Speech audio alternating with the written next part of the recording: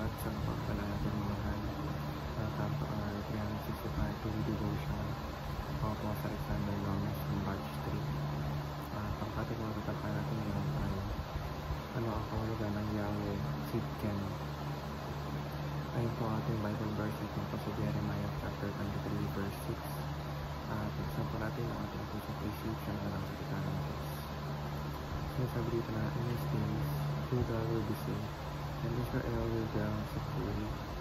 And this is the name by which he will be called. The Lord is our righteousness. O sa Tagalog, sa kanyang mga araw ay maliligtas ang Judah at ang Israel ay tiwasay na manira. At ito ang pangalan na itatawag sa kanya, ang Panginoon ang ating katuwiran. Teaching number 1, the nation of Israel was ruled by corrupt leaders. Sa panahon ito, ang mga hari, pari at propeta ng Israel ay hindi gumaganap ng kanilang tungkulin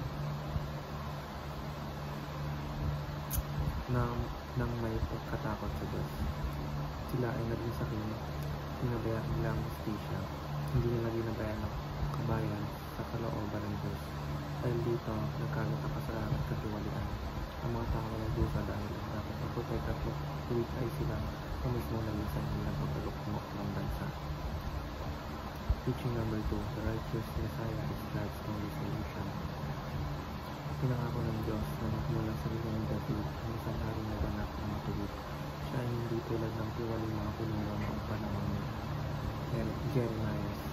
Ito ang Messiah at tinawagin ang Panginoon ng ating katuwiran. Teaching number 3, the world is God's house with His own rules. Ang Diyos ang lumikha at tumamihan din sa libutan. Kaya siya ang may kapangyarihan ng takda kung ano ang tama at mali. Ang problema ng tao ay madalas natin sinusunod ang sarili nating rules imbes na sumunod sa kalooban niya. Application number 1, proclaim Jesus as God's only solution to corruption. Hindi mababago ang lipunan kung puro tao na mga pang-asa. Maaaring may programang pamamahalaan, pero ang tunay na pagbabago ay nangyayari lamang kapag ang puso ng tao ay nabago ng Kristo. Application number 2, preach repentance in the gospel of the kingdom. Pinangako ng Diyos na magmula sa linya ni David ang isang hari na ganap na matuwid. Siya hindi tulad ng tiwaling mga pinuno ng panahon ng Jeremiah. Ibig sabihin, hindi kayang iligtas ng tao ang sarili natin, hindi sapat ang kabutihan na gawa ng siniya. Tanging si Kristo lamang ang dadala ng tunay na katuwiran sa atin.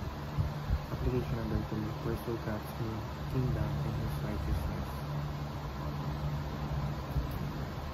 Hindi sapat na kilalanin lamang si Jesus, kailangan din natin ipamuhay ang nais ng sabihin. O ibig sabihin, ito yung mga pilirang tama kaysa madali, unahin ng Diyos kaysa sariling kagustuhan, pumuhay ng may disiplina at kabanalan. Yun lamang po ang devotion. Maraming salamat.